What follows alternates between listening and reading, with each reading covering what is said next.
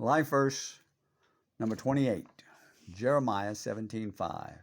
Thus saith the Lord, Cursed be the man that trusts in man and makes flesh his arm, and whose heart departs from the Lord.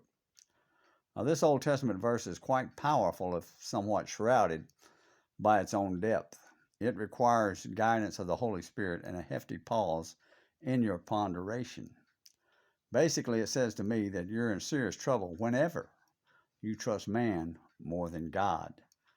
I have always found this to be true, though often I may not have understood exactly what was happening at the time.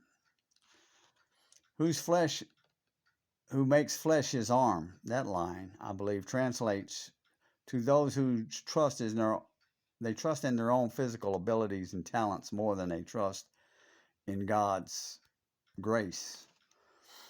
And they basically like to proclaim proudly that, I'm captain of my own ship, and I determine everything about my life. You see a lot of these types in Hollywood, and you can see the wrecks that they've made of their own lives. So that speaks for itself.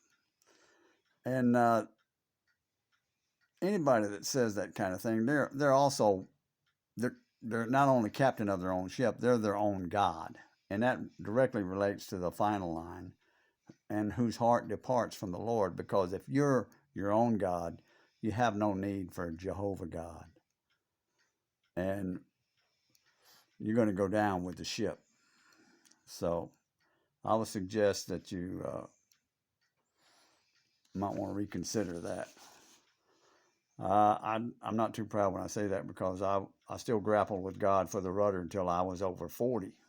But when he demanded it, I surrendered to his will and gave up the wheel. And it turns out it was the best decision I ever made. So give it up to the Lord, people. Godspeed.